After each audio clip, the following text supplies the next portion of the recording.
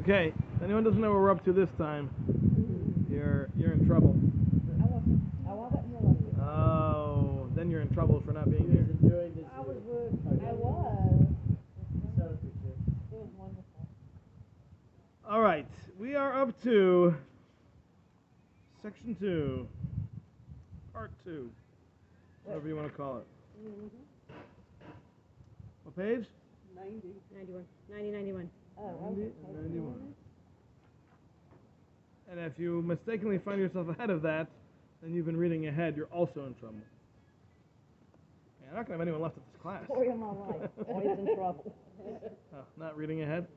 Okay, here we go. Always. All right, so we are shifting gears now. Now, we will be talking about many of the things that we've covered until now, but we are going to be shifting gears to a new focus. So, here we go. This first section won't really be, most of it will just be things that we've talked about already, but for the rest of this, we will be talking about new things. All right, so here we go. To understand Hashem's providence, Hashem's watching over us in a general way. 91. Yeah, he is. You just read the title. The title. All right, here we go. Yadua umavurahu. It is known and clear. Shekol hanivraim kulam shenivru. That all creatures that have been created, bein ha'alyonim and bein ha'tachtonim, both those which are in the upper realms and those that are here in the lower realms, hine nivru lefi sherasa bahem. They were created because it was seen in them, hachachma elyona, through Hashem's divine wisdom, tzarech v'toyeles, a need and a purpose, l'mashu atachlis haklali shel habriya, for that which is the general purpose of creation. Meaning to say that everything that has been created is created for a purpose. Nothing is created simply because there are no, as a friend of mine in yeshiva used to put it, there's no goldfish in the world. Meaning, why do people have goldfish? They don't serve a purpose, they don't last, right? They're free at the carnival, right? They're just there to look nice for a few minutes, till they don't, right? So, that's not the way the world is designed. Hashem did not create the world in a way. Oh, now he wants to zoom in. Oh, that's a large bird. Could we have a zoom, please, on your phone for Dr. Krako? Can you please tell him he's late? And he's. I'll wait till he gets on, and then I'll tell him he's late. He's tardy. Yeah. I'll remind him that there's no time change between here and New York or wherever he is. So there's nothing that has been created that doesn't serve a purpose. If it wouldn't serve a purpose, it wouldn't exist. The only things that exist are existing because of the purpose. Now, the number of purposes is practically unlimited, and maybe there are things that are there just to look nice. That's a possibility. But even things that are there to look nice are there to impress people, and that impression is supposed to make an impression, which is supposed to lead to action, etc. So things like that. Hey, he's on. All right. Just a message for you. You're late. Okay. Super late. We're offended. I just have to check my clock and make sure it was past 10. It is 10:01, so you're late. All right. So everything that has been created for a purpose. And that purpose serves the general plan for all of creation. It's not just, some side mission. There's a general, global, universal purpose for all of creation, and every part of that creation serves that purpose, some way or another. Okay? So he continues.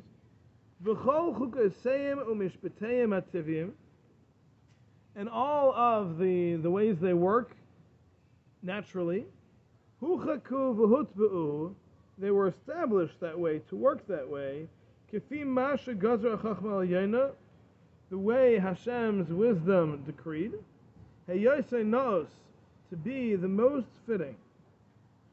Ra'i gam kain sheyiskaimu, and they're also, Lefi hakavana shekivna b'nivrahu, the way they were intended to be in order to accomplish the intended purpose of that particular creature. So, if a butterfly is created because it's supposed to fly by Joe at 3:47 on Tuesday when he's having a bad day and it's going to cheer him up, so that is why it was created. And that is its intended purpose. And the reason for that is because Joe needs to be cheered up at that time.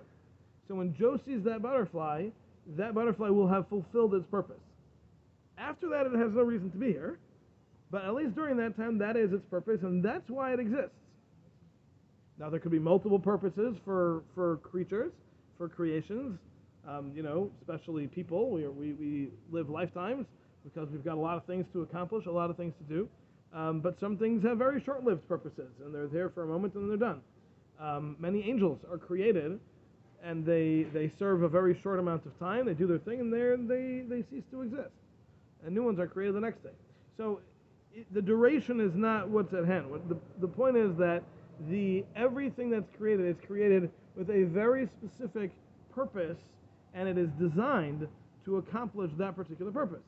So if Joe doesn't really care for butterflies, then obviously that's not going to be created for that purpose. But if Joe likes purple butterflies, then the purple butterfly is going to be created. Right? It's all done with a very specific direction for its purpose in that global picture. Can we talk about angels for a second? This Yes. is a complete tangent, but it just came I'm to me. shocked. When you say because I was learning about this yesterday, that angels and how they, the more like if you're studying Torah and like they're there, whatever else. Okay, so do angels possess human bodies? Do angels possess human? Or When are you they say just possess, or is it like this angel is to me down in the form of a person? Because I know that happens. But can they possess? can you be humans? possessed? Is that what you're Correct. asking? Yes, that's what I'm No, asking. angels do not possess people. Okay, so if an angel comes in the form of a human, then it's not really a human. Like, It's not someone it's else. not someone else. Correct. What about the Buki? Okay, I'm done. Sorry. Carry on. Sorry. She asked a specific question. I answered her question. Okay. You also asked a specific question. I didn't answer yours. What was the word you said? No. It Not going there. I think he gets into that in here. Okay. Just was cool. You brought the I'll wind save it. with you. Coming from Chicago. You and I both know windy does not mean It means that too. We get more wind than most places. Okay. Boston gets a lot of Who? Boston. Boston gets plenty windy. And I That is think true. it's tied to Chicago. Maybe Anything they tied to don't. Chicago is going to get wind. That's for sure. Chicago is. All right. So as we said, every single thing, and I apologize. Stephen ordered new books, and I couldn't find them. I had them on Friday, and I don't know where they are today. But we'll have more next week. Okay. So as we said, you ruined your book. Well, now you know it's yours. Good. Now you remember what class you had with that.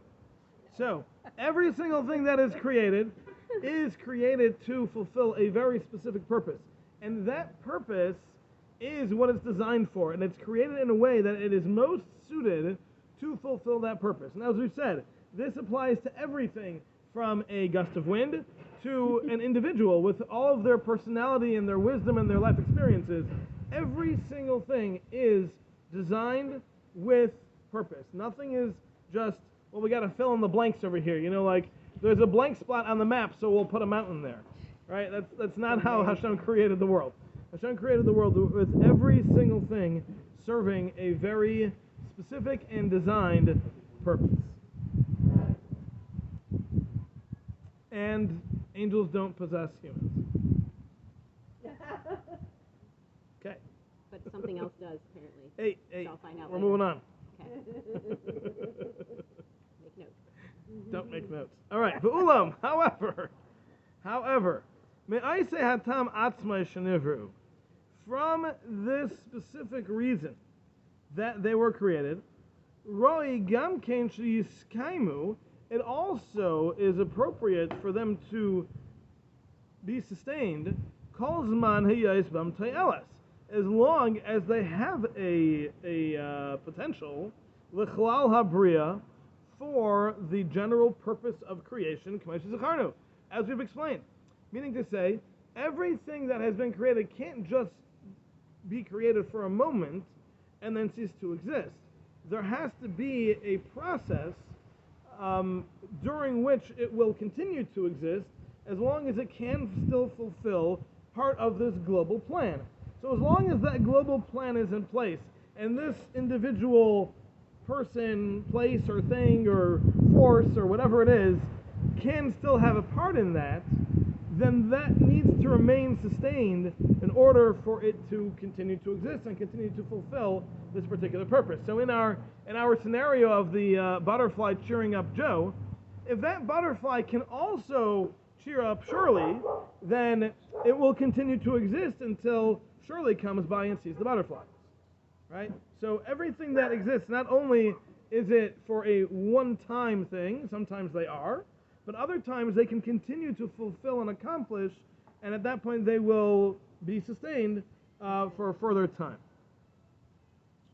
So as long as a person or a thing has a potential to accomplish in this global plan, they will continue to exist.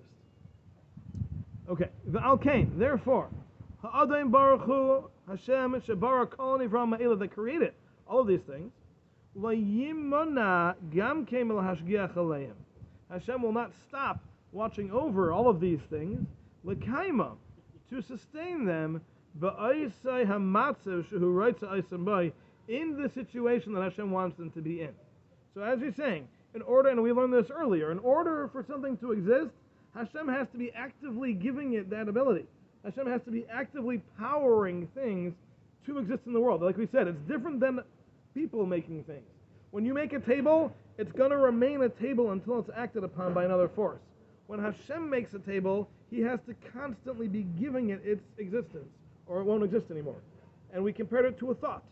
Right? If you picture a scene in your head, it's only going to exist in your head as long as you're thinking of it. The moment you stop thinking about that scene, it ceases to exist. So all of creation is nothing more than an extension of Hashem's will, and therefore the moment Hashem isn't, quote, thinking about it, it won't exist anymore. So in order for anything to exist, animate or inanimate, whatever it may be, it needs to have that constant flow from Hashem, or else it's gone. It doesn't exist anymore. That's where the lost socks go. The lost socks? Yeah, Hashem just Says that So they have we no don't need purpose. them. They They have don't no have any purpose purpose. anymore. Poof, they're not the gone. dryer eating them. Hashem's just not continually creating them. I see. Okay. All Problem right. solved. All right. Yeah, we can handle Go that. buy more socks. Okay. You don't have to think you were Okay. going crazy because you couldn't find the Right, other one. It right. No, it's just didn't need to be here anymore. was intended to Done. disappear. Very on point today. Sorry. Okay. So just as a bit of a side note from what we've said over here, this would be the rationale for extinction.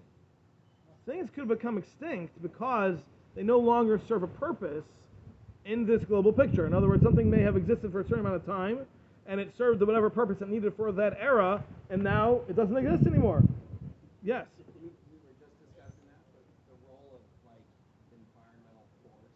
Yes? Meaning, like, certain species dwindle and become extinct, and a lot of that is a condition of things that we've had an effect on. Correct. Now, remember, as we've said, the general understanding that we've had is that we cannot affect something else in a way that Hashem doesn't want it to be. So if the global plan is dinosaurs need to continue existing, we can't make dinosaurs not exist. Or what else is extinct these days? Tasmanian devils, right? If Hashem says they need to be around, they're going to be around regardless of what we do. They're not anymore. They're not around. They are. That's what I'm saying. Because they need to be here. We are responsible for the people of we make policy. Pulled that one out of a hat. Wow, that sure generated some conversation. Right. So at the same time, though, we have to realize that when we say things become extinct, it's not just things that are created that can become extinct. Even like ideas also can kind of become obsolete, and that might follow this same path. This kind of goes off a little bit, same rationale, but a little bit different than what he's talking about. So I'll share this once, and then we'll talk about something else. They call it a rotary phone. That's an idea that's gone obsolete. So They're actually not. We have one in our house. they do. A very nice Art Deco design. Nice. So just to give a concept here. Today we don't have an understanding of what the Yetzer Hara was for idolatry back in the day. We don't have a concept of it. It doesn't make sense to us. We don't understand people worshiping man-made objects and thinking that they have divine powers. It's not something that we get. Now, that happened at a certain point in history when the men of the Great Assembly were able to pray for the cessation of the Yetzer Hara for idolatry. Now, when that happened, though, prophecy also ceased to exist. And the rationale, the mechanics for how that works is basically we have a certain proximity to Hashem. When that proximity is close, there's a lot of spiritual potential. And as we learned, it always has to be a balance in the world. So the spiritual potential on the positive has to be balanced with the spiritual potential in the negative. So if there is prophecy, which is obviously an extremely high level of spirituality, where we can have direct communication with Hashem, there's going to be something on the other side that's going to be equal to that, which was clearly idolatry. So the whole idea of people being so spiritual that they connected to idolatry, when that was lost, the same spirituality that connected us to prophecy was also lost because the proximity became lessened. We became further, more distant from Hashem, and therefore all of spirituality was lowered, which took a couple things with it. It took idolatry on the bad side, and it took prophecy on the good side. So this is part of a much bigger discussion going through history, seeing how that process continues through the ages, from the very first moments of mankind existing in the Garden of Eden to where we are today, and constantly seeing this gap growing between us and Hashem and all the ramifications of it. That's a whole discussion. But I think it's kind of the same idea that he's saying over here, that as things have a global purpose, they exist. As that purpose dwindles, so do those existences. Those things dwindle and eventually could go away entirely. As we've seen, we are aware that that's true of animals and certain things that don't exist anymore. I believe it's also true of concepts, that there are certain things that just aren't today. Astrology was a huge field. People read the stars. And that was a normal thing. Abraham, our ancestor Abraham, read the stars, right? And it was a common practice in those days. Today, nobody knows how to read the stars. That is a lost art. No one can read the stars and tell you the future. I mean, people might tell you they can, but no one can accurately read the stars today and tell you what's going to happen in the future, right? At least not that I'm aware of. Uh-oh, you know somebody? No? Okay. I was going to say. Not going to go there. Good. Thank you. So, I'm just saying, so there are certain things that used to exist that don't exist anymore. I don't think it's limited to creations as we think of like nouns, like people, places, things like that, but I think of anything, that there is this time and place where things exist, and a time and place where they don't. That's all. Okay. That simple? Yeah, we're all good? Yeah, no. Okay. Yes? No? I just got a yes and a no out of Lynn. Anyone else? No. Now I got 4 no's. Oh. I'm adamant. Okay. All right. Are we good? Moving on? Yes. All right, moving on. Okay.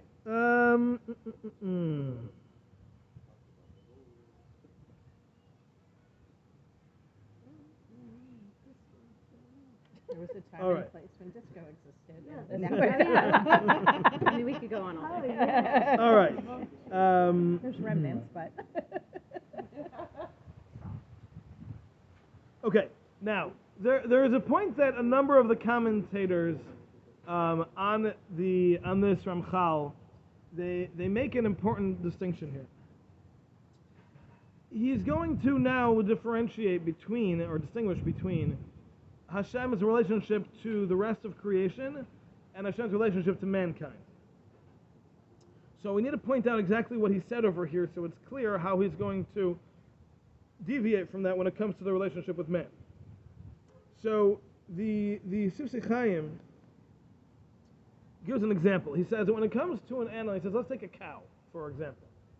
So cows exist because they serve a lot of purposes. They provide meat, they provide milk, they provide leather.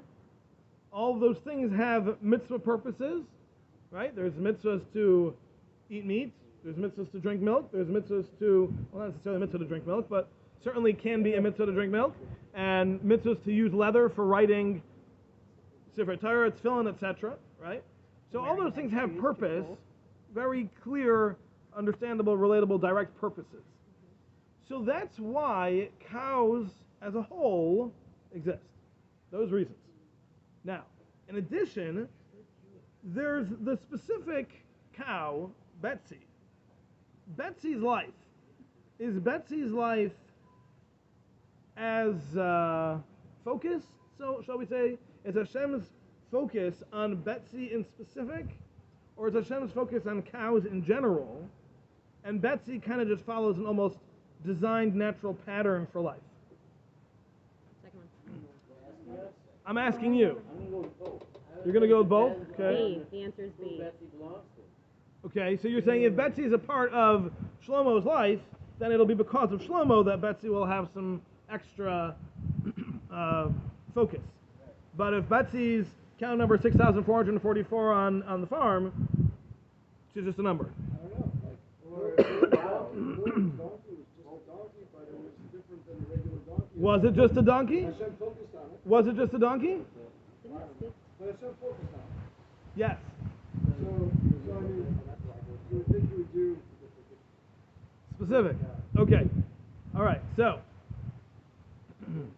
the way the commentaries explain this, and the Sifsei Chaim in specific, is that when it comes to everything other than mankind, the hashgacha, the focus that Hashem has, is klali. It's general. It's not specific. Now, are there times where Hashem does activate a specific hashgacha over a specific animal for a specific reason? Yes. Everyone agrees. Shlomo's cow, Bilam's donkey, right? The goat that went running to Abraham to meet him at the Akedah, right? The shofar, right? There certainly are specific instances in which specific animals are given specific purpose and focus, and they're actually the Gemara tells us that goat was not a regular goat. It was created specifically for that purpose, and not even together with all the other animals. It was created by itself. And Bilam's donkey says the mouth of Bilam's donkey, so that needs explanation, but whatever. But generally speaking, cow number 6446 on the farm doesn't have the specific focus. It's part of a general focus, and the specifics of that animal aren't hard to word this.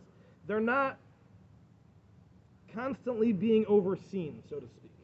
Meaning Hashem is not watching every move, so to speak. Hashem designs it, gives it the genetics and the lifespan and whatever it needs, and then it does its thing. Obviously, that's still what Hashem's doing.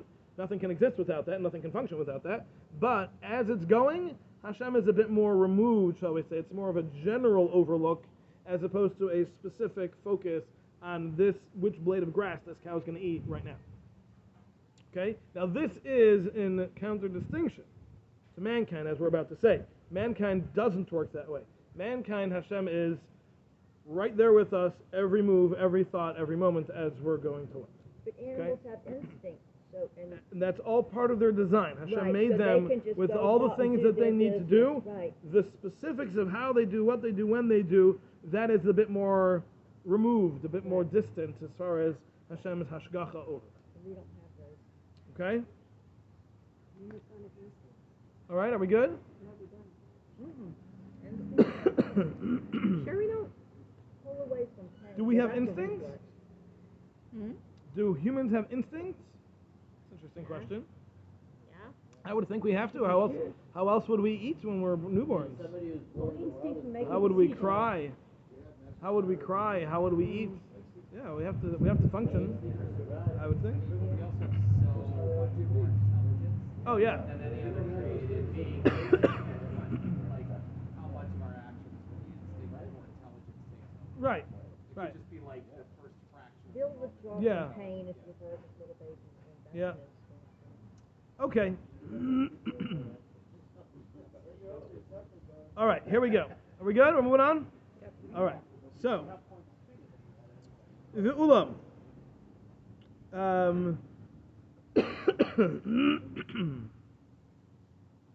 The ulam. However, kvar higdamnu b'chelek rishon perek chamishi. We've already mentioned earlier as and introduced the idea back in the first section in the 5th chapter. Shetchilas hanivraim kulam, that the initiation of all creation, hema koiches and ivdalim, that is found in the koiches, in those celestial powers.